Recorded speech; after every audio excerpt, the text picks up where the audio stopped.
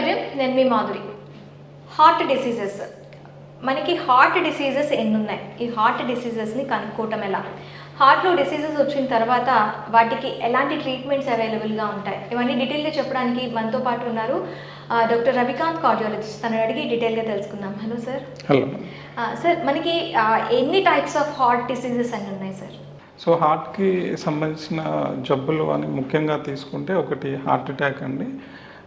కొన్ని మేజర్గా మనం ఈ రోజులలో చూసే చాలా ప్రివలెంట్, అంటే సడన్గా ఒక వ్యక్తి చనిపోవడము, నిద్రపోతూ చనిపోవడం, లేకపోతే బయట కూర్చొని సడన్గా చైర్లోనే కింద పడిపోవడము, లేకపోతే ఎక్కడైనా ప్రయాణిస్తుంటే పడిపోవడం, లేకపోతే సడన్గా ఛాతీల నొప్పి అని ఎక్కడన్నా పొలంలో పని చేసుకుంటూ పడిపోవడం. ఇట్లా ఈ మధ్య చాలామంది సెలబ్రిటీస్ కూడా సడన్గా చిన్న వయసులో చనిపోవడం ఇట్లాంటివి చూస్తున్నామండి. వాటిని మనం హార్ట్ అటాక్స్ అంటామండి. సో అది ముఖ్యంగా హార్ట్కి సంబంధించిన రక్తనాళాల్లో ఏమైనా బ్లాక్స్ ఉంటే అట్లాంటివి వస్తాయండి. నెక్స్ట్ ఇంకా మనం తీసుకుంటే హార్ట్కి సంబంధించిన చాలా రకాల జబ్బులు ఉంటాయండి. ఒకటి హార్ట్ వాల్స్ అంటాం, అంటే గుండె లోపల కవాటాలు అంటామండి. ఆ వాల్స్లో ఏమన్నా ఇబ్బంది జరిగితే దాన్ని మనం హార్ట్ వాల్ డిసీజెస్ అంటామండి.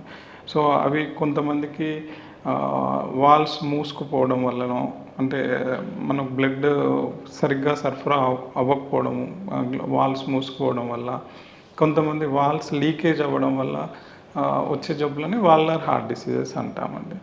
తర్వాత కొన్ని జబ్బులు ఎలా ఉంటాయంటే ఎరిథ్మియాస్ అంటాం, అంటే గుండెలో మనకి నార్మల్గా చూసే ఎలక్ట్రిసిటీ, మనం హార్ట్ రేటు జనరల్గా 60 to 100 అట్లా మనకి బీట్ అవ్వాలండి.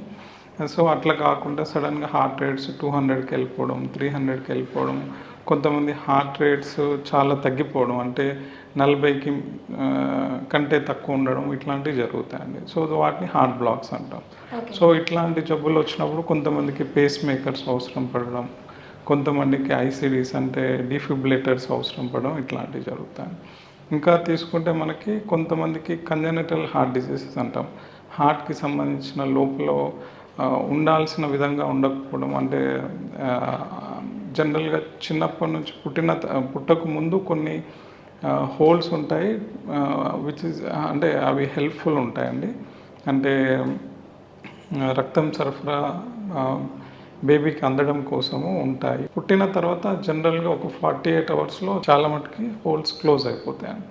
సో ఆ హోల్స్ క్లోజ్ అవ్వకుండా అలానే పర్సిస్టెంట్గా ఉంటే దానివల్ల అబ్నార్మాలిటీస్ వస్తాయండి. మనం చూస్తూ ఉంటాం బేబీకి ఒక 5 years 6 years తర్వాత అవి హార్ట్లో హోల్ ఉంది, ఆపరేషన్ చేయాలి అని చెప్పి వింటూ ఉంటాం. సో ఇవి మనకి పుట్టినప్పటి నుంచి ఉంటాయి, మనకి అప్పుడు డయాగ్నోస్ అవుతాయి.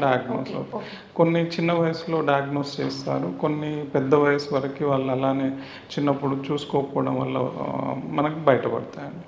సో వాటిని ఏట్రియల్ సెప్టల్ డిఫెక్ట్స్ అంటాము, వెంట్రికులర్ సెప్టల్ డిఫెక్ట్స్ అంటాము.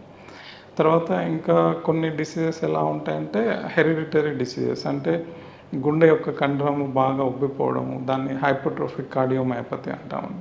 సో ఇలాంటి డిసీజెస్ వల్ల కూడా పేషెంట్కి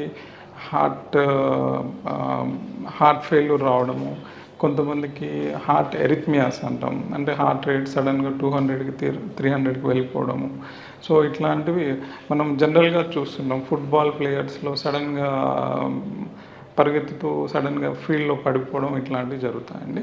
సో అట్లాంటి వాళ్ళకి హైపర్ట్రోఫిక్ కార్డియోమయోపతి ఉండే ఛాన్సెస్ ఉంటాయి. సో ఇట్లాంటి జబ్బులు ఉన్న వాళ్ళని జనరల్గా అథ్లెటిక్ ట్రైనింగ్కి పంపకపోవడము, తర్వాత ఎక్కువ ఫిజికల్ యాక్టివిటీ ఉన్న ఎట్లాంటి పనులైనా వాళ్ళని అవాయిడ్ చేయడం, అట్లాంటివి చేస్తున్నాం. సో ఇవి సకాలంలో మనము డిటెక్ట్ చేయలేకుంటే పేషెంట్కి అట్లాంటి ప్రాబ్లమ్స్ వచ్చే ఛాన్సెస్ ఉన్నాయి. అంటే ఇవి ఎంతవరకు ప్రాణాంతకం కావచ్చు? అంటే మనకి ఇప్పుడు ఈ చిన్నపిల్లల్లో హార్ట్ బ్లాక్స్ కానీ, లేదు అంటే హార్ట్ అటాక్ అంటే మ్యాక్సిమం ప్రాణాంతకమే. మనకి చిన్నపిల్లల్లో హార్ట్ బ్లాక్స్ ఉంటాయి, ఇవి ఎంతవరకు ప్రాణాంతకం అయ్యే ఛాన్సెస్ ఉంటాయి? జనరల్గా చాలా వరకు కంజెనిటల్ హార్ట్ డిసీజెస్ అంటే మనం జనరల్గా చూసేది హార్ట్లో హోల్ అంటామండి. సో ఒకటి ఏట్రియల్ సెప్టల్ డిఫెక్ట్స్ అంటాము, కొన్ని వెంట్రికులర్ సెప్టల్ డిఫెక్ట్స్ అని అంటాము. సో ఎవరికైతే హోల్స్ చాలా పెద్దదిగా, అంటే జనరల్గా ఇప్పుడు ఒక హోల్ 10 mm, అంటే ఏఎస్డి ఏట్రియల్ సెప్టల్ డిఫెక్ట్ అంటామండి, అవి ఒక 10 mm కంటే పైన ఉంటే వాళ్ళలో రైట్ సైడ్ హార్ట్ ఎన్లార్జ్ అవ్వడము, దానివల్ల ఏజ్ పెరుగుతున్న కొద్దీ రైట్ హార్ట్ ఫెయిల్యూర్ అవ్వడం ఇట్లాంటివి జరుగుతాయి.